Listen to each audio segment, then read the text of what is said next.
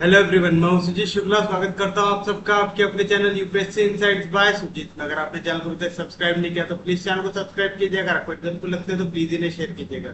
आपका चैनल को सब्सक्राइब करना हमें मोटिवेट करता है कि हम इसी तरीके से आपके लिए क्वालिटी कंटेंट लाते रहे। आज हमें देखना है प्रोजेक्शन ऑन अ लाइन, लेकिन उससे पहले हमारे 3 क्वेश्चन बचे हुए थे डायरेक्शन कोसाइंस के ऊपर, तो जल्दी से उन्हें करते हैं कंप्लीट। हमारा आज का पहला क्वेश्चन दिया हुआ है L1 M1 N1 and L2 M2 N2 are the direction cosines of two mutually perpendicular lines. Show that direction cosines of line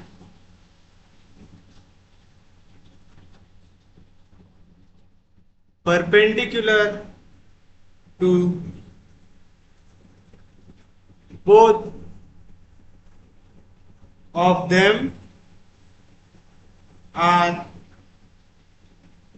M1 N2 minus M2 N1, N1 L2 minus N2 N1, N1 M2 minus L2 M1। अब इस question को solve करने के लिए आपको पता रहना चाहिए, अगर L1 M1 N1 और L2 M2 N2 ये डायरेक्शन कोसाइन से दो लाइन के जिनके बीच का एंगल है थीटा, तो इनके बीच में हम लोगों ने कॉस थीटा का फॉर्मूला पढ़ा था। ऐसी एक साइन थीटा का भी फॉर्मूला होता है, वो आपको पता रहना चाहिए। साइन थीटा की वैल्यू होती है अंडर रूट ऑफ। अब आपको इसका फॉर्मूला कैसे याद रखना है, हमें याद है ना, L1 M1 N1 L2 M2 N2 याद है। तो हम पहले किसे नहीं देखेंगे, L1 को नहीं देखेंगे। तो क्या आएगा यहाँ पे, M1 क्रॉस होगा N2 के साथ, तो आएगा M1 N2, फिर आप डालेंगे माइनस साइन, फिर M2 क्रॉस होगा N1 के साथ, आएगा M2 N1 इसका स्क्वायर प्लस। नेक्स्ट बताइए किसे नहीं देखेंगे आप, M1 को नहीं देखेंगे, तो तब क्या आएगा L1 N2 minus L2 N1 का स्क्वायर आएगा। कोई दिक्कत नहीं, कोई डाउट नहीं। और लास्ट आप किसको नहीं देखेंगे, N1 N2 को नहीं देखेंगे, तो ये दोनों हो जाएगा क्रॉस। तो आप इसे लिख सकते हैं L1 M2 minus L2 M1 का स्क्वायर आएगा।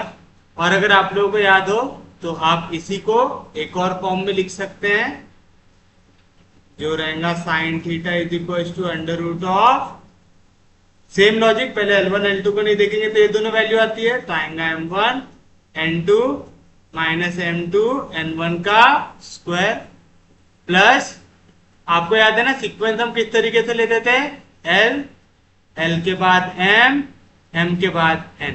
फिर जब आप M को काटेंगे तो आपको पहले किसे देखना है, N को देखना है, तो आपका N1 N2 L1 L2 इस तरीके से रहेगा, तो ये होगा क्रॉस। तो क्या मिलेगा आपको, N1 L2 minus N2 L1 का स्क्वायर प्लस, फिर अगर उसके बाद आपको याद हो, आप देखते हैं N को कैंसिल करते हैं तो N के बाद सीक्वेंस पे कौन आता है, L फिर M, तो ये दोनों क्रॉस तो सेम मिलेगा L1 M2 minus L2 M1 का square.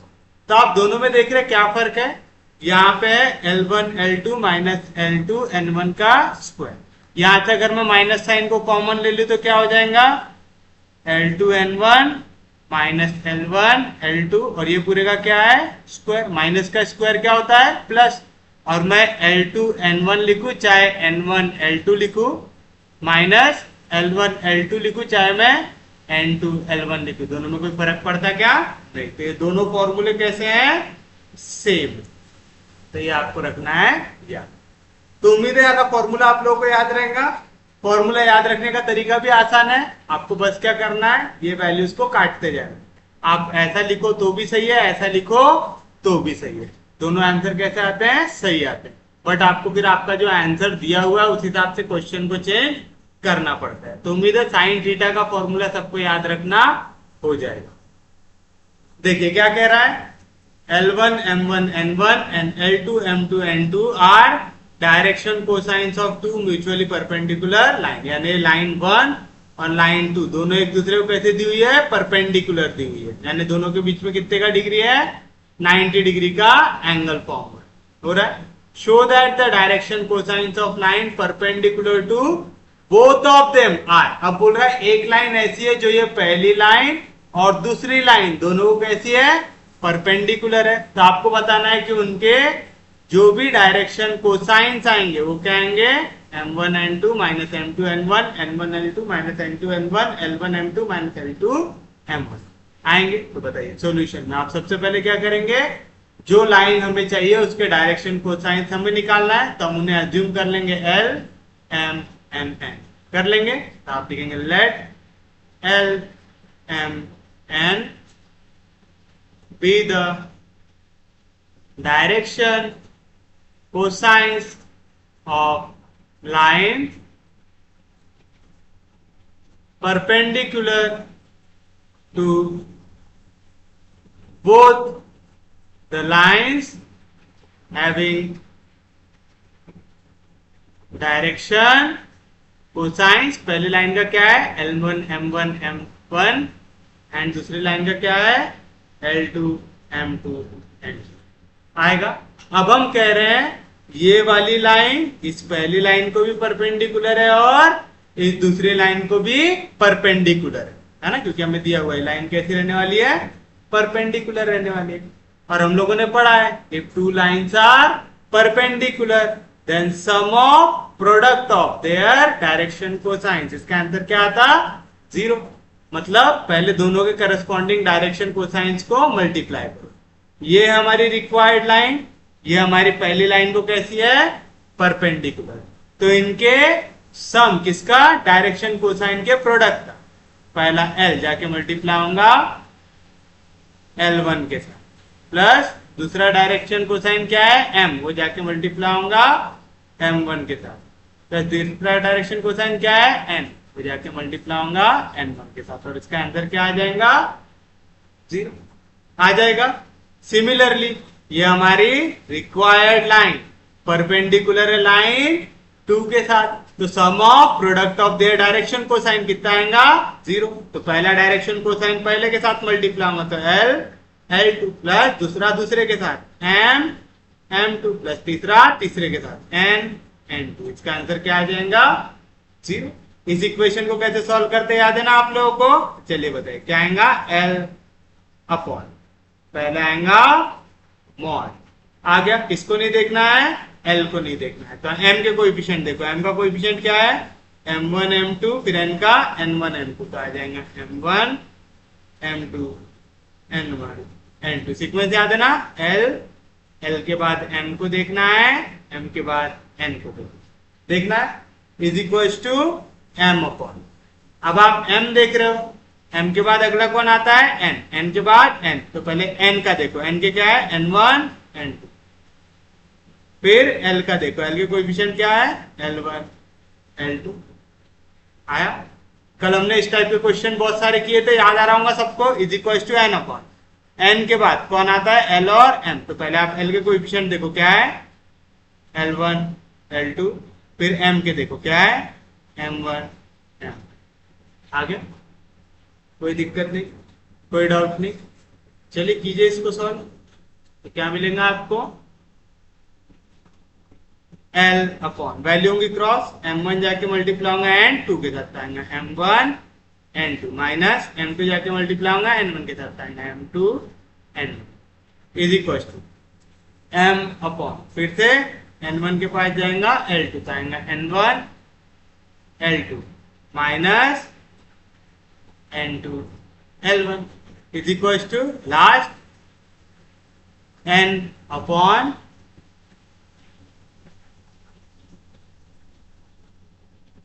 L1 M2 minus L2 M2। यही हमारा आंसर आना चाहिए, बट ये तो आप लोगों को याद होगा, L अपॉन कोई तो भी वैल्यू, M अपॉन कोई तो भी वैल्यू, N अपॉन कोई तो भी वैल्यू, ये हमें क्या देता है? ये हमें देता है डायरेक्शन रेशियो। हमें क्या निकालना है? डायरेक्शन कोसाइंस, और हमारे डायरेक्शन कोसाइंस का आंसर भी जो डिनोमिनेटर में वैल्यू है वही आना चाहिए। तब आप क्या करेंगे? आप यहाँ पे लगाएंगे bye theorem on equal ratio. Theorem on equal ratio 9th में पढ़े थे आपने। अगर आपको कोई भी इक्वेशन कुछ इस फॉर्म में दिया हुआ है, a upon B is equal to C upon D, तो आप क्या कर सकते हैं? आप सेम रेशियो को सॉल्व करते हुए क्या कर सकते हैं? जैसे मैंने अगर a को मल्टीप्लाई किया 5 से, तो इसका डिनोमिनेटर कौन है? b, मुझे b को भी कैसे मल्टीप्लाई करना पड़ेगा? 5 से। अगर मैंने न्यूमरेटर में किया ऐड, तो डिनोमिनेटर में भी क्या करना पड़ेगा? ऐड। फिर मैं इधर न्यूमरेटर डिनोमिनेटर में कोई भी नंबर से मल्टीप्लाई डिवाइड कर सकता हूं। जैसे मैंने यहाँ पे 3 से मल्टीप्लाई कर दिया न्यूमरेटर को, तो डिनोमिनेटर भी कैसे मल्टीप्लाई करूंगा? अगर मैंने न्यूमरेटर में डाल दिया स्क्वायर रूट, तो डिनोमिनेटर में भी क्या डालना पड़ेगा? Square root. अगर मैंने न्यूमरेटर में ले लिया उसका क्यूब, तो डिनोमिनेटर में भी क्या लेना पड़ेगा? उसका क्यूब। ये होता है थ्योरम ऑन इक्वल रेशियो, जहां पे ये वैल्यू होती है ईच रेशियो। ईच रेशियो में आप सेम टाइप का लॉजिक, सेम टाइप का जो आप ऑपरेशन है वो परफॉर्म कर सकते हैं। अब आप बताइए यहाँ पे LMN क्या है? डायरेक्शन कोसाइंस है, और हमने पढ़ा है sum of square of direction cosine की वैल्यू हमेशा क्या आती है? 1 आती है। मेरे को यही आंसर चाहिए है ना, तो मुझे इसको इक्वल टू 1 कैसे तो भी लेके आना। 1 लाने का सबसे अच्छा तरीका L square plus M square plus N square की वैल्यू क्या आती है? 1 आती है। तो आप लिखेंगे by theorem on equal ratios. क्या मिलेगा आपको? L upon M1 N2 minus M2 N1 is equal to M upon N1 L2 minus N2 L1 is equal to N upon L1 M2 minus L2 M1 is equal to, मैं इस ratio को कौन से form में लाऊंगा? L square M square N square के form. तो लिख देता हूं L square plus M square plus N square. अब देखिए मैंने यहाँ पे क्या किया, जो भी न्यूमरेटर में वैल्यू थी उसका क्या किया? स्क्वायर किया। तो डिनोमिनेटर ने पाप किया क्या? नहीं, उसका भी क्या आना चाहिए? स्क्वायर आना चाहिए। तो L का जहां पे स्क्वायर हुआ उसका डिनोमिनेटर क्या है? M1 N2 minus M2 N1, इसका क्या हो जाएगा? स्क्वायर होगा। कोई दिक्कत नहीं, कोई डाउट नहीं। सेम चीज आपने M का स्क्वायर किया तो इसके डिनोमिनेटर का भी स्क्वायर होगा, तो आएगा N1 L2 minus N2 N1 का स्क्वायर, और लास्ट में N का स्क्वायर किया तो उसके डिनोमिनेटर का भी स्क्वायर होगा, तो आएगा L1 M2 minus L2 M1 का आएगा। कोई दिक्कत नहीं। तो देखिए L square plus M square plus N square, इसकी वैल्यू क्या हो गई? 1। तो न्यूमरेटर में तो इक्वल टू 1 आ गया, लेकिन यार मुझे इक्वल टू 1 चाहिए, तो डिनोमिनेटर में भी क्या आना चाहिए?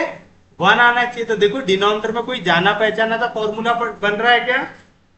M1 N2 minus M2 N1 का square plus N1 L2 minus N2 N1 का square plus L1 M2 minus L2 M1 का स्क्वायर। अगर बस यहाँ पे स्क्वायर रूट आ जाए तो ये काय का फॉर्मूला है? साइन का। अगर मैंने डिनोमिनेटर में स्क्वायर रूट डाला तो मुझे न्यूमरेटर में भी क्या डालना पड़ेगा? Square root. तो ये चीज आपको यहाँ पे समझना जरूरी है। ये काय का फॉर्मूला है? थ्योरम ऑन इक्वल रेशियो, कि आप जो ऑपरेशन न्यूमरेटर या डिनोमिनेटर में परफॉर्म कर रहे हो, वाइस वर्सा सेम आपको दूसरे पे भी परफॉर्म करना है। और अगर आप पूरी वैल्यूज को ऐड कर रहे हो तो पूरे ऐड होंगे, सब्ट्रैक्ट करो तो सब्ट्रैक्ट होंगे। यानी न्यूमरेटर ऐड हुआ तो डिनोमिनेटर भी ऐड होगा, न्यूमरेटर सब्ट्रैक्ट हुआ तो डिनोमिनेटर भी सब्ट्रैक्ट होगा। किसी को कोई दिक्कत नहीं, कोई डाउट नहीं? यहां तक समझ में आया? अब बताइए। since L, M, N are direction cosines of a line. This implies L square plus M square plus N square की वैल्यू क्या होंगी? 1 होंगी. Also angle theta between two lines having direction cosines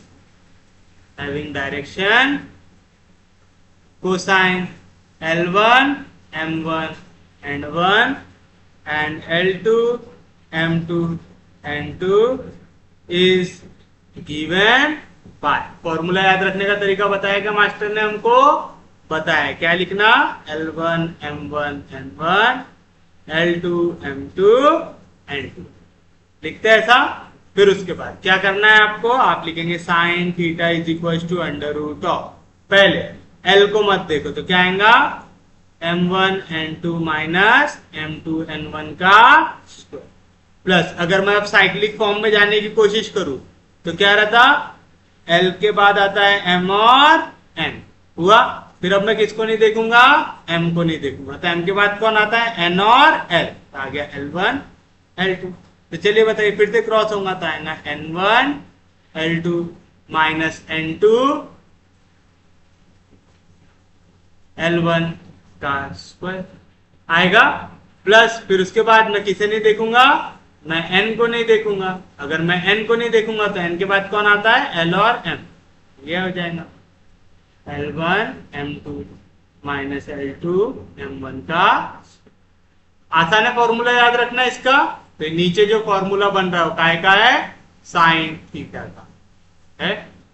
पक्के में फिर आ जाएगा आपके पास therefore L upon M1 N2 minus M2 N1 is equal to M upon N1 L2 minus N2 N1 is equal to N upon L1 M2 minus L2 M1 is equal to L square plus N square plus N square. क्या आती value? 1. 1 का square root 1 upon under root of M1 N2 minus M2 N1 का square plus N1 L2 minus N2 N1 का square plus L1 M2 minus L2 M1 का square. ये काय की value है?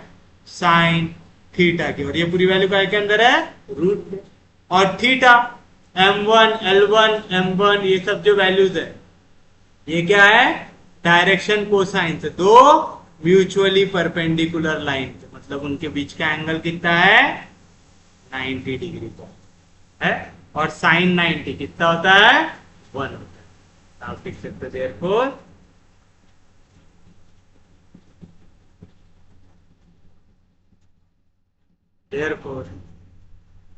उसके डिनोमिनेटर की भी वैल्यू आ गई हमारे पास. आ गई. तो बताइए क्या मिलेगा?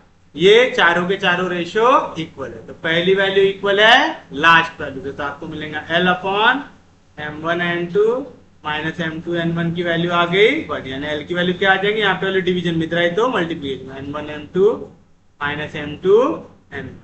Second M upon N1 L2 minus L2 N1 equal है 1. तो दिस इंप्लाइज M की वैल्यू क्या आएंगी? N1 L2 minus L2 N1. और last N upon L1 M2 minus L2 M1 equal है 1. तो दिस इंप्लाइज N की वैल्यू आ जाएंगी L1 M2 minus L2 M1. और यही प्रूव करना था आपको कि आपकी जो लाइन है जो परपेंडिकुलर रहेंगी इन दोनों लाइंस पे, इनके डायरेक्शन कोसाइंस की वैल्यू ये आनी. इजी था क्वेश्चन. बस यहाँ पे हार्ड क्या था कि आपको अगर साइन का फॉर्मूला नहीं आता है तो आप इसे सॉल्व नहीं कर सकते. तो हमने साइन का फॉर्मूला भी पढ़ लिया. इजी है. अब आगे पेपर में तो आराम से सॉल्व कर सकते. चलिए देखते हैं हमारा नेक्स्ट क्वेश्चन क्या दिया हुआ है. If L1 M1 N1 L2 M2 N2 L3 M3 N3 are the perpendicular lines show that the lines whose direction cosines are L1 plus L2 plus L3 by 3, M1 plus M2 plus M3 by 3, N1 plus N2 plus N3 by 3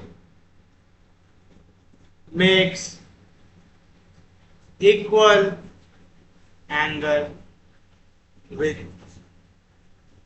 them.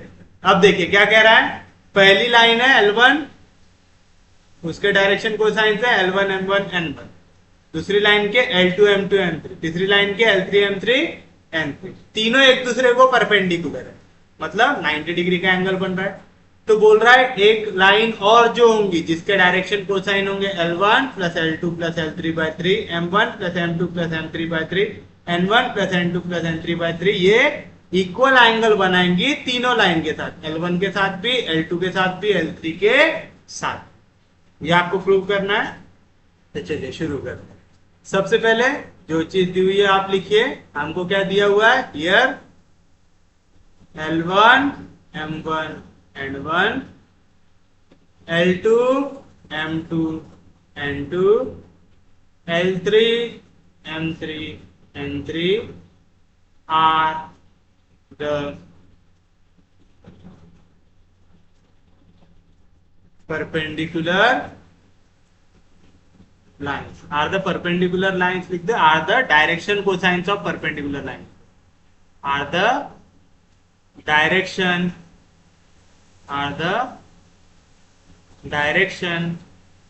cosines of perpendicular line. सबसे पहले तो ये क्या है, direction cosine है। Direction cosine की property कि sum of square of direction cosine कैसे आता है, 1। ये पहली लाइन के डायरेक्शन कोसाइन है तो आप बोल सकते हैं L1 का स्क्वायर प्लस L2 का स्क्वायर प्लस L1 का स्क्वायर प्लस M1 का स्क्वायर प्लस N1 का स्क्वायर, इसकी वैल्यू आ जाएंगी 1। दूसरी लाइन के लिए L2 का स्क्वायर प्लस M2 का स्क्वायर प्लस N2 का स्क्वायर, इसकी वैल्यू आ जाएंगी 1। और तीसरी लाइन के लिए L3 का स्क्वायर प्लस M3 का स्क्वायर प्लस N3 का स्क्वायर, इसकी भी वैल्यू आ जाएंगी 1। Equation number 1। फिर उसके बाद हम कह रहे हैं तीनों लाइन एक दूसरे को कैसी है, परपेंडिकुलर है। अगर लाइन परपेंडिकुलर है तो हमने क्या पढ़ा था कि sum of product of direction cosine कितना आना चाहिए, 0। ये पहली लाइन परपेंडिकुलर है दूसरी लाइन के साथ, तो करो इनका सम प्रोडक्ट का आएगा L1 into L2 plus M1 into N2 plus N1 into N2, इसकी वैल्यू आ गई 0। ये वाली लाइन और ये वाली लाइन भी कैसे है, परपेंडिकुलर। निकालो तो आएगा L2 into L3 plus M2 into M3 plus N2 into N3, इसका भी आंसर क्या आ जाएगा, 0। तो आखिरी और पहले वाली लाइन ने कोई पाप किया क्या, नहीं। ये दोनों भी एक दूसरे को कहते हैं परपेंडिकुलर है, तो क्या आएगा L1 into L3 plus M1 into M3 plus N1 into N3, इसकी वैल्यू आ जाएंगी। तो देखिए जो चीज आपको गिवन है, हमको क्या गिवन है कि डायरेक्शन कोसाइन है परपेंडिकुलर लाइंस के, क्योंकि डायरेक्शन कोसाइन है sum of square of direction cosine, कितना आता है 1। तीनों लाइन के डायरेक्शन कोसाइन है तो तीनों का आ गया वैल्यू 1। सेम चीज तीनों के तीनों एक दूसरे को कैसे हैं, परपेंडिकुलर है, मतलब sum of product of direction cosine की वैल्यू आएंगी 0। हमने वो तीनों लाइन के लिए लिख दिया। अब हमें दिया हुआ है यहाँ पे एक और लाइन है जिसके डायरेक्शन कोसाइन है ये, हमें बताना है कि ये इक्वल एंगल बनाएगा तीनों लाइन के साथ। तो चलिए पहले ये वाली लाइन जिसके ये डायरेक्शन कोसाइन है जो है हमारी रिक्वायर्ड लाइन, और लाइन 1 जिसके ये है डायरेक्शन कोसाइन, दोनों को कंसीडर करते हैं। इनके बीच का एंगल हम लोग कुछ भी ले सकते हैं, तो हम ले लेते हैं थीटा ले लेते हैं। हम लिखेंगे let theta be the angle between the lines having direction cosines L1 M1 and 1 and second line के क्या थे डायरेक्शन कोसाइंस, ये जो दिया हुआ है L1 plus L2 plus L3 by 3 M1 plus M2 plus M3 by 3 N1 plus N2 plus N3 by आ जाएगा। तो बताइए यहाँ पे cos थीटा की वैल्यू क्या आएंगी, देयरफॉर cos थीटा की वैल्यू क्या आ जाएंगी। cos थीटा क्या रहता, अगर आप लोगों को याद हो, थीटा अगर एंगल है दो लाइन के बीच का जिसके डायरेक्शन कोसाइन है L1 M1 and 1 and L2 M2 N2, तो cos थीटा की वैल्यू क्या होती है L1 L2 plus M1 M2 plus N1 N आएगा। और अगर मैं यहाँ पे लिख दूं let theta B the acute angle, तो यहाँ पे मुझे क्या डालना पड़ जाएगा, मॉड डालना पड़ेगा। ठीक है, तो चलो मैं एक्यूट एंगल के लिए सॉल्व कर लेता हूँ। तो आ जाएगा मॉड L1 इंटू L2, ये पूरा L2 की जगह है, तो आ जाएगा L1 into L1 plus L2 plus L3 by plus M1 into M2, ये M1 प्लस M2 की जगह ये पूरी वैल्यू है, तो आ जाएगा M1 plus M2 plus M3 by plus N1 into N2, ये पूरे N2 की जगह है, तो N1 plus N2 plus N3 by आ जाएगा। चलिए कीजिए ब्रैकेट को ओपन, क्या मिलेगा आपको, mod L1 into L1 L1 square plus L1 into L2 plus L1 into L3, इसके डिवीजन में क्या है 3, इसके भी डिवीजन में क्या है 3, इसके भी डिवीजन में क्या है, तो मैंने लिख दिया कॉमन के डिवीजन में plus M1 into M1 M1 square plus M1 M2 plus M1 M3 plus N1 into N1 N1 square plus N1 N2 plus N1 N आएगा। देखिए मैं इसे इस तरीके से रीअरेंज कर लूं तो कोई प्रॉब्लम है क्या, L1 square plus M1 square plus N1 square, कोई दिक्कत नहीं, plus L1 L2 plus M1 M2 plus N1 N2 plus last से L1 L3 plus M1 M3 plus N1 N3, M3 लिख दिया मैंने यहाँ पे N3, ये N1 into N3 N1 N3 आएगा। और ये पूरे के डिवीजन में आपको क्या आता हुआ दिख रहा है, ये पूरे के डिवीजन में आ रहा है, आ गया, कोई दिक्कत नहीं, कोई डाउट नहीं। तो देयरफॉर cos थीटा की वैल्यू क्या आ जाएगी, mod L1 square plus M1 square plus N1 square हमने निकाल के दिखाया, क्या आता है आंसर इसका 1 plus L1 L2 plus M1 M2 plus N1 N2, क्या आता है answer plus L1 L3 plus M1 M3 plus N1 N3, क्या आता है आंसर 0 मॉड ऑफ 1/3, जिसके आंसर आ गया 1/3। कहां से लाया आपने, from equation 1 and 2। cos theta की वैल्यू आई 1/3, तो थीटा की वैल्यू क्या आएंगी, therefore theta is equal to cos inverse of 1/3।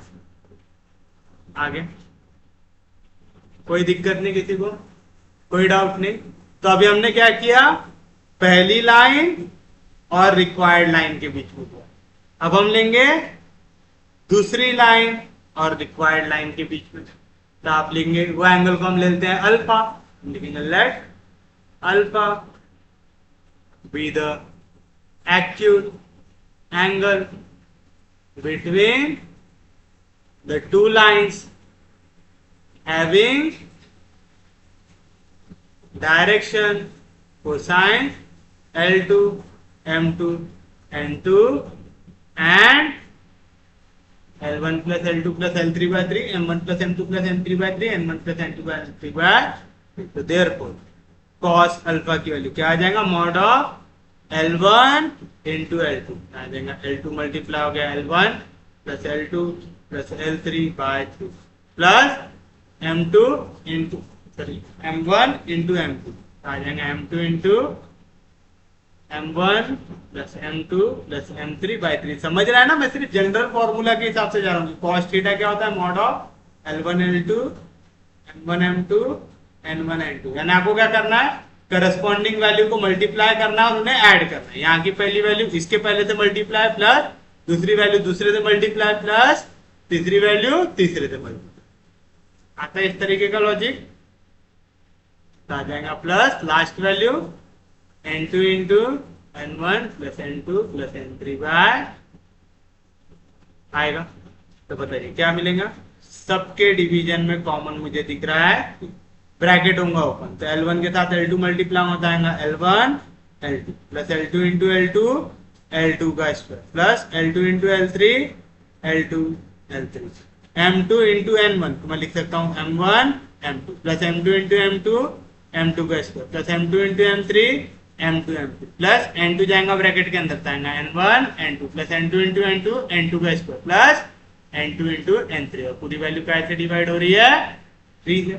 फिर से वैल्यूज को कर लीजिए आप थोड़ा सा रीअरेंज, तो क्या मिलेगा आपको, मॉड L2 का स्क्वायर प्लस M2 का स्क्वायर प्लस N2 का स्क्वायर। पहले स्क्वायर वाली वैल्यू लिख लिए, अब 1 2 वाले सेट बनाओ, तो L1 L2 plus M1 M2 plus N1 N2। अब 2 और 3 वाले सेट बनाओ, L2 L3 plus M2 M3 plus N2 N3 आ गया। और ये पूरी वैल्यू डिवाइड हो रही है 3 से।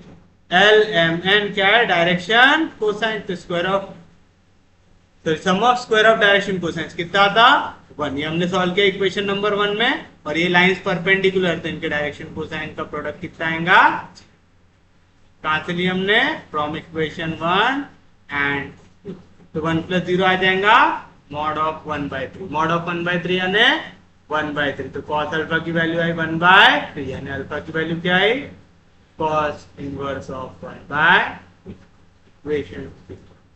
आ गया, कोई दिक्कत नहीं, कोई डाउट नहीं। अब हमारे पास एक और लाइन बची है, उसे भी जल्दी से निपटा देते हैं।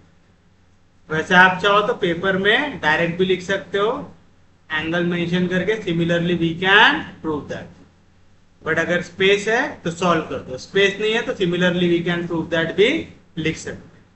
आप लिखेंगे let beta be the acute angle between the lines having direction cosine L3 M3 N3 and here and here।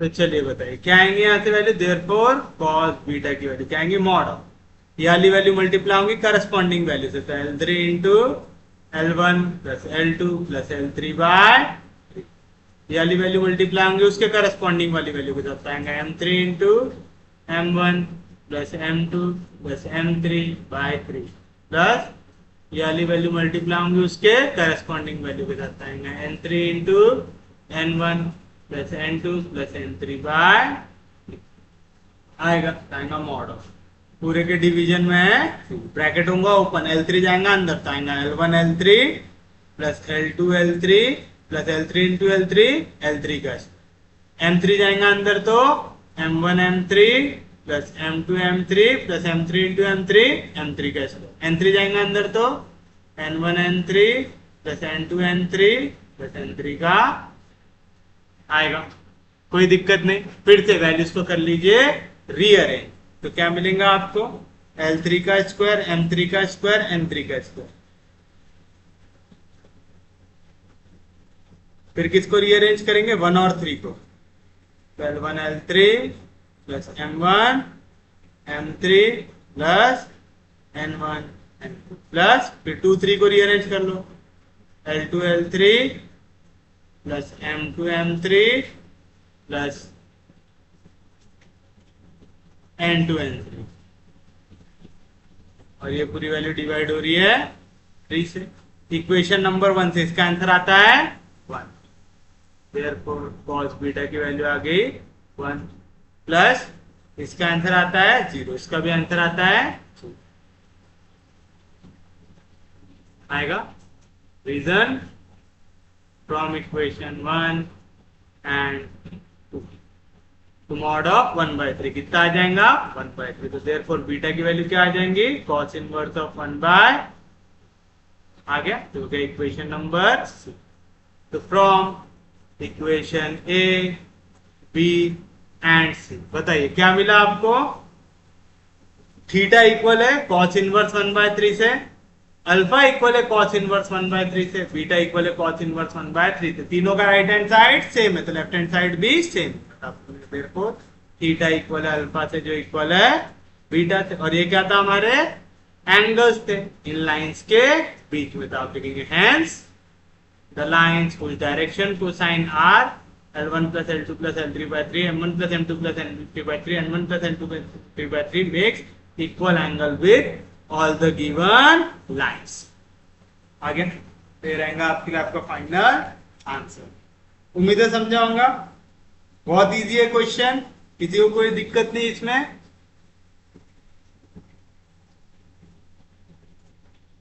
चलिए देखिए आपका इस टॉपिक से रिलेटेड हमारा last question.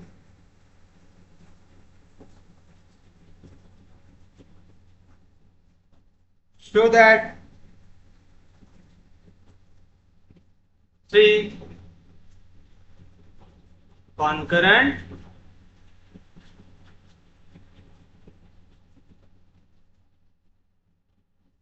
lines with direction cosines L1, M1 and 1, L2, M2 and 2, L3, M3 and 3 are coplanar if mod of L1, L2, L3, M1, M2, M3, N1, N2, N3 इसकी value आ जाए। तो यहां पे आपको क्या दिया हुआ है, आपको 3 कॉनकरेंट लाइन दी हुई है जिनके ये क्या है डायरेक्शन कोसाइंस, और ये तीनों की तीनों लाइन कैसी दी हुई है कोप्लेनर दी हुई है।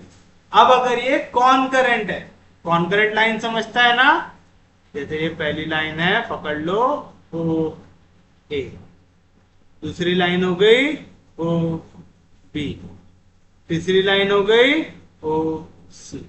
ये तीनों के तीनों लाइन एक ही पॉइंट पे इंटरसेक्ट हो रहे, तो ये कैसे हो गए कॉनकरेंट लाइन। तो आप सॉल्यूशन में लिखेंगे let O A O B and O C be the 3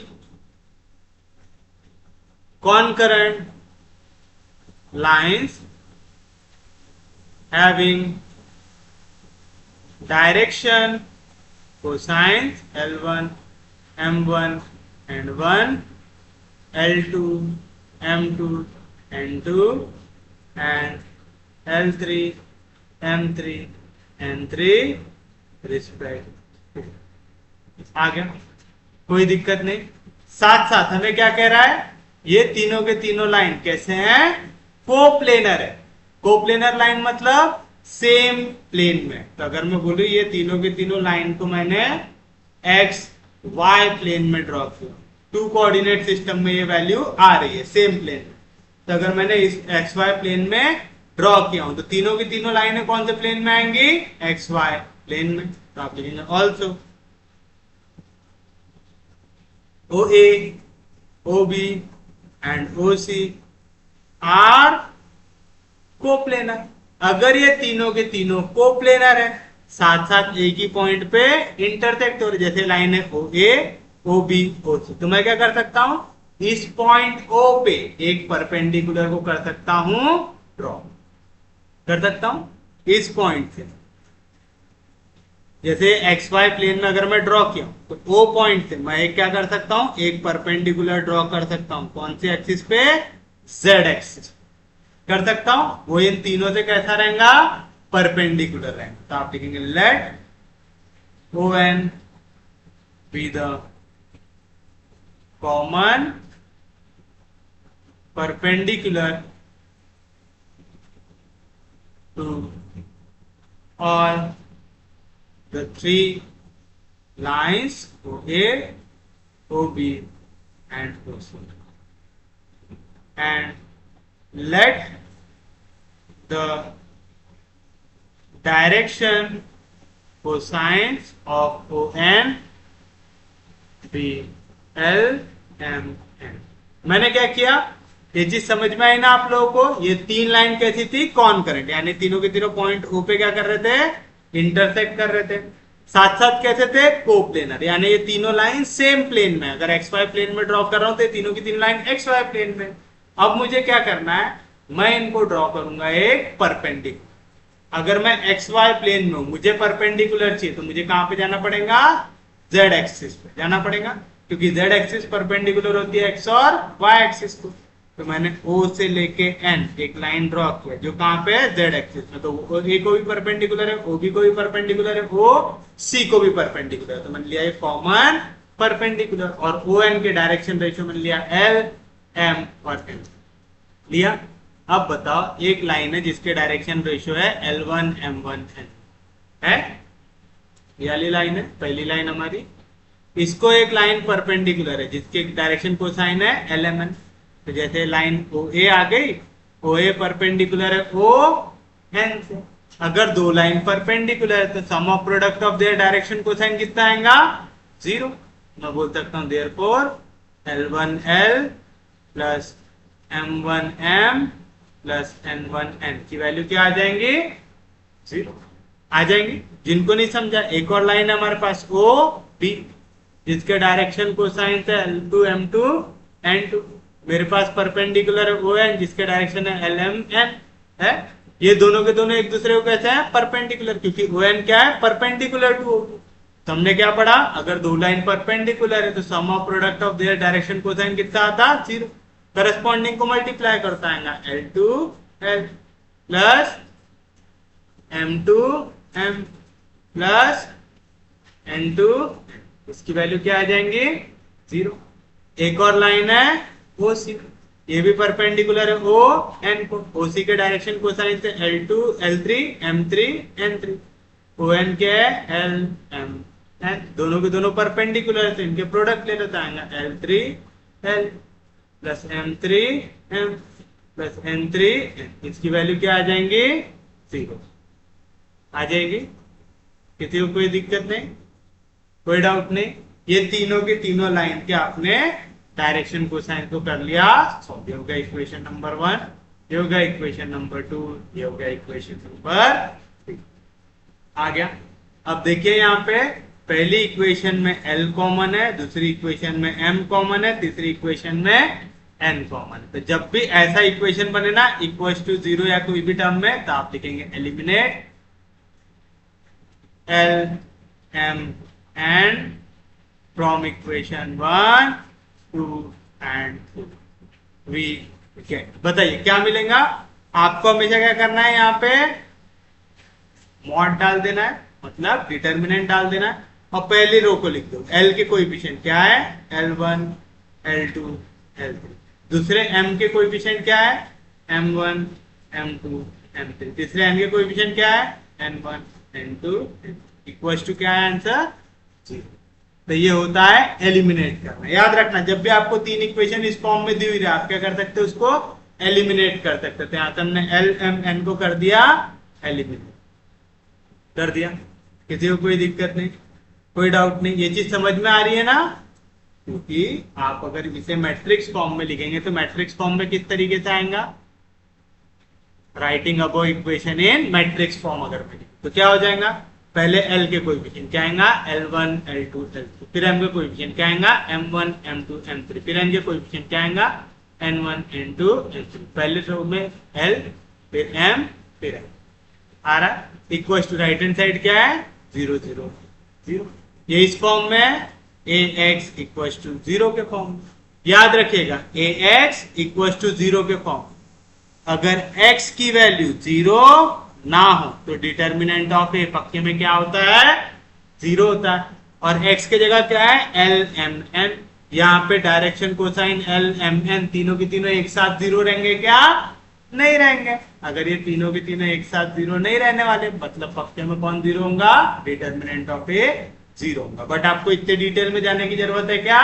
नहीं। आप सीधा याद रखो, जब भी मेरे को इक्वेशन ऐसी दिखी, यहाँ पे 3 वेरिएबल इक्वल टू 0, दूसरे में 3 वेरिएबल इक्वल टू 0, तीसरे में 3 वेरिएबल इक्वल टू 0, तो मैं जो वैल्यू सेम है उसको एलिमिनेट कर देता। ठीक है, तो ये वैल्यू को मैंने कर दिया एलिमिनेट। कैसा करना? डिटर्मिनेंट लेना, पहले जिसको एलिमिनेट कर रहे हैं L M N, same sequence में उनको कोएफिशिएंट लिखो, पहले तो पूरा एल, फिर पूरा एम, फिर पूरा एन इक्वल टू 0। तो मिल जाएगा आपका फाइनल आंसर। आगे किसी को कोई दिक्कत नहीं, कोई डाउट नहीं? उम्मीद है सबको समझ में आया होगा और ये आपको प्रूव करना था। तो इजी है, टॉपिक समझ रहा है। अब हम आते हैं हमारे नेक्स्ट टॉपिक पे, जो है projection on a line.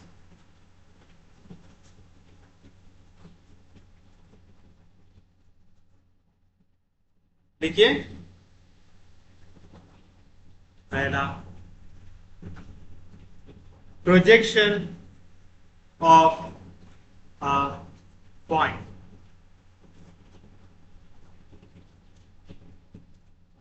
The projection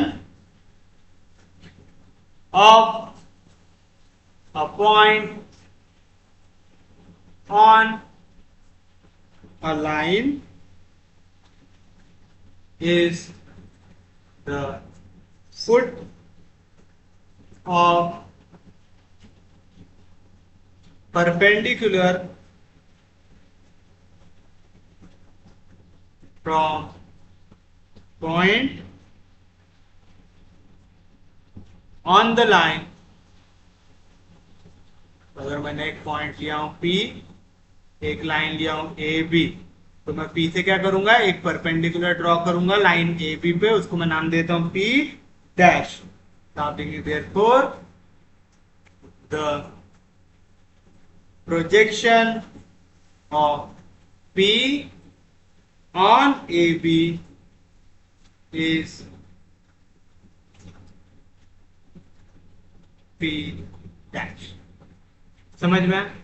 easy है। तो प्रोजेक्शन एक पॉइंट का लेना तो बहुत आसान है, तो सीधी सी बात है, पेपर में कोई प्रोजेक्शन ऑफ अ पॉइंट पूछेगा क्या आपसे? नहीं पूछेगा। कभी भी आपको अगर किसी भी लाइन में प्रोजेक्शन लेना है, मतलब आपको क्या करना है? परपेंडिकुलर ड्रॉ कर देना, और वो परपेंडिकुलर जो भी लाइन पे पॉइंट आएंगे वो हमारे लिए क्या होता है? प्रोजेक्शन। अब जो हमसे पूछेगा वो है प्रोजेक्शन ऑफ अ सेगमेंट। अब जैसे एक लाइन आपके पास ए बी, एक लाइन, यहां पे एक दूसरा सेगमेंट है पी, मुझे निकालना है इनका प्रोजेक्शन। तो मुझे क्या करना पड़ेगा? पी से पहले एक परपेंडिकुलर ड्रॉ करना पड़ेगा ए बी में, तो हो गया पी डैश। क्यू से एक परपेंडिकुलर ड्रॉ करना पड़ेगा ए बी में, ये हो गया क्यू डैश। तो ये जो पी डैश क्यू डैश की लेंथ रहेंगे वो क्या रहेगा? Projection of P Q on A B रहेगा। आप लिखिए, it is the line joining the feet of perpendicular from its ends on the line। therefore P dash Q dash is the projection of PQ on AB, and length of the projection, इसकी value है P dash, Q dash इसका answer आएगा PQ cos theta, where theta is the angle line PQ makes with PM, that is with AB. अब देखो क्या कह रहा है, हम क्या करेंगे, हम ये पॉइंट P से एक परपेंडिकुलर ड्रॉ कर देंगे Q के तरफ। तो यहाँ पे अज्यूम करो ये आ गया पॉइंट M, आ गया, ये परपेंडिकुलर था, ये परपेंडिकुलर था, ये परपेंडिकुलर था, तो ये बचा हुआ भी आ जाएगा परपेंडिकुलर, यानी ये क्या बन गया, रेक्टेंगल बन गया, बन गया। तो इसकी जितनी लेंथ है वही इसकी लेंथ हो जाएंगी PM की, यानी PM और P डैश Q डैश आ जाएंगे इक्वल। ये एंगल को हम ले लेंगे, तो थीटा क्या एंगल हो गया, PQ और PM के बीच का एंगल, और PM और AB एक दूसरे के साथ कैसे हैं, पैरेलल है, तो वही एंगल हो जाएगा AB और PQ के बीच का आ जाएगा। और अगर आप लोगों को याद हो cos थीटा की वैल्यू क्या होती है, एडजेसेंट अपॉन हाइपोटेन्यूज होता है। तो एडजेसेंट कौन हो गया, PM, अपॉन हाइपोटेनस कौन हो गया, PQ। तो यहां से PM की वैल्यू क्या आ जाएंगी, PQ cos थीटा, और PM और P डैश Q डैश ये क्या है, opposite sides of a rectangle, तो दोनों रहेंगे इक्वल, तो आ जाएगा P डैश Q डैश की वैल्यू आ गई PQ cos थीटा। ये यहाँ पे लिखा हुआ है, लिखा हुआ है। अब आपको क्या पेपर में इतना लेंथी लेंथी सॉल्व करते बैठना है क्या, नहीं, मैं आपको एक फॉर्मूला दे रहा हूं, वो फॉर्मूला अगर आप याद कर लोगे तो आपको बाकी ये सब चीजें याद रखने की जरूरत है क्या, तो ये याद रख लीजिए, the projection of the line joining two points x1 y1 z1 and x2 y2 z2 on a line whose direction cosine are L, M, N is equal to x2 minus x1 into L plus y2 minus y1 into M plus z2 minus z1 into N आएगा। तो आपको कभी भी projection की value अगर चाहिए तो आपको क्या करना है, अगर आप देखो मैं इस लाइन को अगर नाम दे दूं P और Q, P के कोऑर्डिनेट है x1 y1 z1 और Q के कोऑर्डिनेट है x2 y2 z2, तो बताओ x2 minus x1 y2 minus y1 z2 minus z1 ये क्या रिप्रेजेंट कर रहा है, फाइनल माइनस इनिशियल, यानी क्या रिप्रेजेंट कर रहा है, इसके डायरेक्शन रेशियो, है ना। अगर ABC direction ratio is line के, तो कैसे निकालते हैं, A की वैल्यू क्या रहेगा, फाइनल माइनस इनिशियल यानी x2 minus x1, final minus initial यानी y2 minus y1, final minus initial यानी z2 माइनस z1। तो आपको क्या करना है, हमेशा एक चीज याद रखना है, जिस भी लाइन का प्रोजेक्शन ले रहे उस लाइन के डायरेक्शन रेशियो, और जिस लाइन पे प्रोजेक्शन ले रहे उस लाइन का डायरेक्शन कोसाइन का क्या लेना है, सम ऑफ प्रोडक्ट लेना है पक्के में। तो आपको प्रोजेक्शन निकालने के लिए क्या रखना है, sum of product of direction ratios and direction cosine of किस किस का, जिसका प्रोजेक्शन ले रहे हैं तो जिस पे प्रोजेक्शन ले रहे, तो जिसका प्रोजेक्शन ले रहे उसके डायरेक्शन रेशियो, जिस पे प्रोजेक्शन ले रहे उसका डायरेक्शन कोसाइन। अगर आप इतना याद रख लो तो आपको कोई भी दिक्कत नहीं है। तो अगर मैं बोलूं मुझे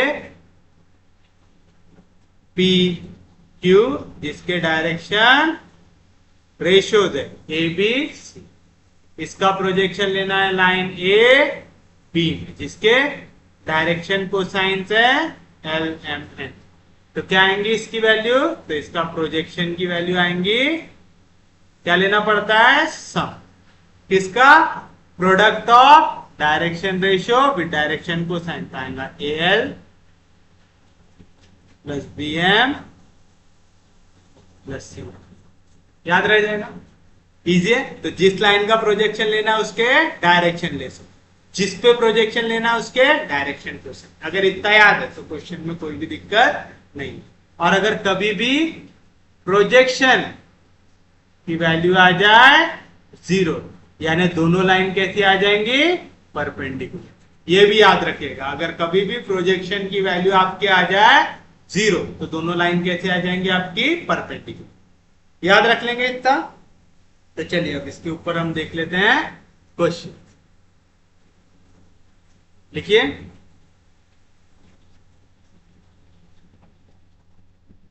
P Q R S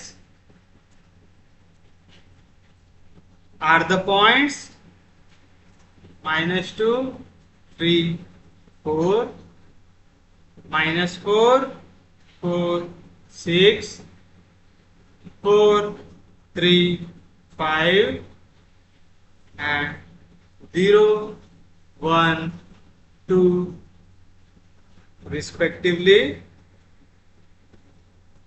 Prove by projection. Prove by projection that PQ is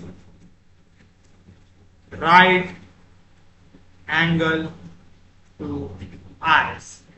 अब बताइए, अगर मुझे PQ को प्रूव करना है परपेंडिकुलर टू RS, तो मुझे क्या प्रूव करना पड़ेगा कि भाई PQ का प्रोजेक्शन RS पे कितना आ जाए, 0। क्योंकि अगर प्रोजेक्शन की वैल्यू आ जाए 0 तो लाइंस कैसी हो जाती है, परपेंडिकुलर। तो मुझे किसका प्रोजेक्शन निकालना है, PQ का। किस पे निकालना है, RS पे। तो PQ के क्या लगेंगे, डायरेक्शन रेशियो, क्योंकि इसका प्रोजेक्शन निकालना है। किस पे निकालना है, RS पे, तो इसके क्या लगेंगे, डायरेक्शन कोसाइन। तो ये कंसेप्ट आपके दिमाग में बैठ जाना है, जिसका प्रोजेक्शन डायरेक्शन रेशियो, जिस पे प्रोजेक्शन डायरेक्शन, याद रहेगा पक्के में। तो चलिए बताइए सोल्यूशन तो क्या लिखेंगे आप लोग। हियर पॉइंट P दिया हुआ है -2, 3, 4, Q दिया हुआ है -4, 4, 6, R दिया हुआ है 4, 3, 5 और S दिया हुआ है 0, 1। तो पहले हम किससे निकालना है, डायरेक्शन रेशियो ऑफ PQ निकालना है। तो आप लिखेंगे the direction ratios of PQ। क्या आएगा, PQ निकालना है तो फाइनल माइनस इनिशियल आएगा -4, minus of -2, final minus initial आएगा 4, -3, फाइनल माइनस इनिशियल आएगा 6, minus. That is minus into minus plus, -4 + 2 आ जाएगा -2, 4 -3 आ जाएगा 1, 6 -4 आ जाएगा। आगे कोई दिक्कत नहीं। नेक्स्ट लाइन कौन सी है, RS है। RS इस पे प्रोजेक्शन निकालना है तो इसके क्या चाहिए, direction cosine. Direction cosine direct निकाल सकते क्या, नहीं, पहले डायरेक्शन रेशियो निकालो फिर डायरेक्शन कोसाइन। तो आप लिखेंगे the direction ratio of RSR। RS क्या रहेगा, फाइनल माइनस इनिशियल आएगा 0 -4, फाइनल माइनस इनिशियल आएगा 1 -3, फाइनल माइनस इनिशियल आएगा 2 -5। दैट इज 0 में से 4 गया -4, 1 में से 3 गया -2, 2 में से 5 गया माइनस आएगा। किसी को कोई दिक्कत नहीं, कोई डाउट नहीं, समझा यहां तक। अब मुझे इसके क्या चाहिए, मुझे इसके चाहिए डायरेक्शन कोसाइंस। क्या चाहिए इसके, डायरेक्शन कोसाइंस। और यहाँ पे सब वैल्यू नेगेटिव है तो इन्हें पॉजिटिव कर लेता हूं। तो दैट इज 4, 2, 3। ये चीज याद है ना सबको। अगर सब वैल्यू आपके पास आ रही है नेगेटिव, कोई भी ऐसी चीज आ रही है डायरेक्शन रेशियो में जो कॉमन हो, तो आप उसे काट सकते हैं। तो यहाँ पे माइनस साइन सब में कॉमन था तो मैंने माइनस को कर दिया कैंसिल, आ जाएगा। किसी को कोई दिक्कत नहीं, कोई डाउट नहीं, समझा यहां तक। चलिए बताइए अब आप क्या निकालेंगे, इसके डायरेक्शन कोसाइन। तो आप लिखेंगे the direction cosine of RSR। कैसे निकालते हैं, पहली वैल्यू तो a upon √(a² + b² + c², b upon √(a² + b² + c², c upon under root of A square plus B square plus आएगा, कोई दिक्कत नहीं। तो दैट इज क्या मिलेगा 4 अपॉन अंडर रूट ऑफ 4 का स्क्वायर 64, 2 का स्क्वायर 4, 3 का स्क्वायर 9, तो आ गया 20, 29 आएगा। 4 upon under root of 29, 2 upon under root of 29, 3 upon under root of आ गया। किसी को कोई दिक्कत नहीं, कोई डाउट नहीं, यहां तक सबको समझ में आ गया। हमें क्या प्रूव करना है कि पी क्यू राइट एंगल में है आर एस के साथ। ये कब होगा? जब उसके प्रोजेक्शन की वैल्यू क्या आ जाए 0। तो आप लिखेंगे projection of P Q on R S क्या रहता? सम ऑफ प्रोडक्ट ऑफ किसका? Direction cosines of P Q and direction ratios of P Q, direction ratios of P Q with direction cosines of R M. जिसका प्रोजेक्शन ले रहे direction ले रहे, जिस पे प्रोजेक्शन ले रहे डायरेक्शन कोसाइन आएगा। तो करस्पॉन्डिंग वैल्यू के साथ सॉल्व करेंगे। पहली वैल्यू पी क्यू की क्या है -2, तो माइनस मल्टीप्लाई हो गया। पहली वैल्यू डायरेक्शन कोसाइन की क्या है 4 अपॉन रूट 29 प्लस दूसरी वैल्यू 1 मल्टीप्लाई हो गई, दूसरी वैल्यू 2 अपॉन रूट 29 प्लस तीसरी वैल्यू मल्टीप्लाई हो गई, तीसरी वैल्यू 3 अपॉन रूट 20 हो गई। तो क्या मिलेगा आपको? सबके डिवीजन में under root of 29 plus into minus, minus 4 2 जार 8, 2 1 जार 2, 3 2 जार 6, 6 प्लस 2 8, 8 में से 8 गया 0। Therefore projection of P Q on R S क्या आ गई वैल्यू 0। अगर प्रोजेक्शन की वैल्यू 0 आ गई तो लाइन कैसे आ जाएंगी? परपेंडिकुलर। तो आप लिखेंगे hence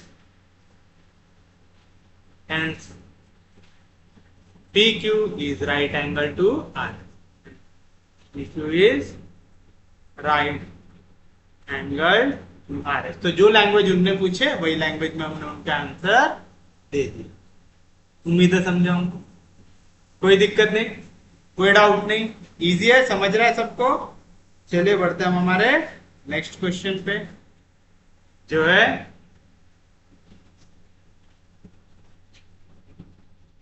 the projection of a line on the axis R 3 4 12 find the direction cosines of the line। क्या कह रहा है आपसे कि अगर आप प्रोजेक्शन निकालते हैं, एक मिनट रुकिए, कह रहा है कि प्रोजेक्शन आपका लाइन पे ऑन एक्सिस आर दिस और आपको निकालना है direction cosines of that line. तो इस लाइन को हम लोग लेते हैं पी क्यू। तो आप सोल्यूशन में लिखेंगे let the given line be P Q, या तो let P Q be the given line having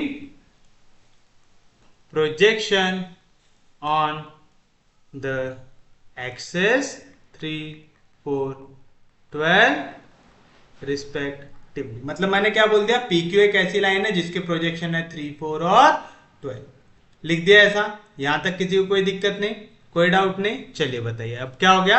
हमको दिया हुआ है प्रोजेक्शन ऑन एक्सिस, इसका मतलब समझो पी क्यू जो लाइन है इसका अगर मैं प्रोजेक्शन लूंगा एक्स एक्सिस पे तो उसका आंसर क्या मिलेगा मुझे 3। पी क्यू जो लाइन है इसका अगर मैं प्रोजेक्शन लूंगा वाई एक्सिस पे तो मुझे आंसर मिलेगा 4। और पी क्यू जो लाइन है इसका अगर मैं प्रोजेक्शन लूंगा जेड एक्सिस पे तो मुझे क्या मिलेगा 12। ये दिया हुआ है हमें, ये चीज समझ में आया ना, क्या दिया हुआ है, हमें बोल रहा है projection of a line on the axis are, मतलब पहली लाइन पे 3, दूसरी लाइन पे 4, तीसरी लाइन पे 12। तो एक्स एक्सिस पे प्रोजेक्शन हो गया, वाई एक्सिस पे प्रोजेक्शन हो गया, जेड एक्सिस पे प्रोजेक्शन हो गया। हो गया यहां तक, किसी को कोई दिक्कत नहीं, कोई डाउट नहीं। तो आपको याद है क्या लेना पड़ता, जिस लाइन का प्रोजेक्शन ले रहे उसके डायरेक्शन रेशियोज, और जिस पे प्रोजेक्शन ले रहे उसके डायरेक्शन कोसाइंस लेना पड़ता है उस ऐसा। तो चलिए हमें सबसे पहले डायरेक्शन रेशियो लेना पड़ेगा, तो हम इसको डायरेक्शन रेशियो ले लेते हैं ए बी सी। तो आप लिखेंगे let A B C be the direction ratios of line P Q. ले लिया आपने ऐसा, कोई दिक्कत नहीं। अब देखिए हमें सबसे पहले क्या दिया हुआ है, now projection of line P Q on x axis, ये कितना दिया हुआ है हमें 3। जब भी ऐसा लिखे projection of a line on axis, मतलब एक्स वाई और जेड की वैल्यू दी रहती है, तो एक्स एक्सिस पे कितना दिया हुआ है 3। तो बताइए क्या करते हैं, मेरे पास लाइन है पी क्यू जिसके डायरेक्शन रेशियोज है ए बी सी, मेरे पास दूसरी लाइन है एक्स एक्सिस जिसके डायरेक्शन कोसाइन क्या होते हैं 1 0 0। एक्स एक्सिस का डायरेक्शन कोसाइन क्या होता है 1 0 0। तो बताइए क्या करते हैं, जिस लाइन का प्रोजेक्शन लेना उसके डायरेक्शन रेशियो, जिस लाइन पे प्रोजेक्शन लेना उसके डायरेक्शन कोसाइन। तो बताइए क्या आएंगी value, this implies A into, ये मल्टीप्लाई होगा अपनी करस्पॉन्डिंग वैल्यू के साथ 1, प्लस बी इंटू, ये मल्टीप्लाई होगा अपनी करस्पॉन्डिंग वैल्यू के साथ, प्लस सी इंटू, ये मल्टीप्लाई होगा अपनी करस्पॉन्डिंग वैल्यू के साथ, इक्वल्स टू 3। ए वन जार A plus B into 0 0 plus C into 0 0 equals to 3, यानी ए की वैल्यू क्या आ गई 3 आ गई। इजी है। सेम तरीके से अब आपको y और z को भी करना है सॉल्व। तो आप लिखेंगे projection of line A be on x axis के साथ वाई एक्सिस, क्या दिया हुआ है 4 दिया हुआ है। वाई एक्सिस के डायरेक्शन कोसाइन क्या होते हैं 0 1 0। याद रखिएगा डायरेक्शन रेशियो डायरेक्शन कोसाइन दोनों एक्सिस के क्या है 0 1 0 होते हैं। तो बताइए क्या मिलेगा आपको, पहले वाले के ए बी नहीं, हमने क्या नाम लिया है पी क्यू लिया है, of line P Q. P Q के डायरेक्शन रेशियो क्या है ए बी सी, और आपके ये हो गया पी क्यू, और वाई एक्सिस के डायरेक्शन कोसाइन क्या है 0 1 0। तो A into 0 plus B into 1 plus C into 0, इसका आंसर क्या दिया हुआ है 4। A into 0 0, B into 1 B, C into 0 0 equals to 4, यानी बी की वैल्यू क्या आ गई आपके पास 4 आ गई। किसी को कोई दिक्कत नहीं, कोई डाउट नहीं, समझा यहां तक। अब सेम चीज तीसरे के लिए भी करना है आपको। तो आप लिखेंगे projection of line P Q on Z axis. बताइए जेड एक्सिस पे वैल्यू कितनी दी हुई है आपको 12 दी हुई है। जेड एक्सिस के लिए डायरेक्शन कोसाइंस क्या होते हैं 0 0 1। पी क्यू के क्या है ए बी सी। तो क्या मिलेगा, प्रोजेक्शन कैसे निकालते हैं सम ऑफ प्रोडक्ट। तो A into 0 plus B into 0 plus C into 1, इसकी वैल्यू क्या आ गई 12। A into 0 0 B into 0 0 C into 1 C equals to 12, यानी सी की वैल्यू क्या आ गई आपके पास 12 आ गई। तो आपके पास ए बी और सी तीनों आ गया। तो आप लिखेंगे therefore the direction ratios of P Q are. बताइए क्या है पहला वैल्यू 3, फिर 4, फिर 12 आ गया 3 4 12। बट आपसे क्या पूछा इसके डायरेक्शन कोसाइन। तो आप लिखेंगे therefore the direction cosines of P Q R कैसे निकालते हैं, A upon under root of A square plus B square plus C square, B upon under root of A square plus B square plus C square, C upon under root of A square plus B square plus C square. आएगा, कोई दिक्कत नहीं। तो that is 3 का square 9, 4 का square 60, 12 का square 144, 6 + 4 10, 10 + 9 19, carry 1, 4 + 2 6, 169, तो आएगा 3/√169, 4/√169, 12/√169, और 169 का स्क्वायर है 13, का 3 का स्क्वायर 9, 1 का स्क्वायर 1, 3 2 6 आ जाएगा, दैट इज 3/13, 4/13, 12/13। तो this is your final answer. उम्मीद है समझ में आऊंगा, इजी था क्वेश्चन। और कल से हमें शुरू करना है प्लेन, तो कल से हमारा एक और इम्पोर्टेंट टॉपिक शुरू होने वाला है। तो उम्मीद है यहाँ तक के टॉपिक आपको अच्छे से समझ में आए होंगे। अगर आपको लेक्चर समझ में आ रहे, यूजफुल लग रहे, तो प्लीज चैनल को सब्सक्राइब कीजिए, वीडियो को शेयर कर दीजिए। सबसे इंपॉर्टेंट चीज, पढ़ते रहिए, रिवाइज करते रहिए। हम लोग मिलेंगे कल, तब तक के लिए take care, have a nice day.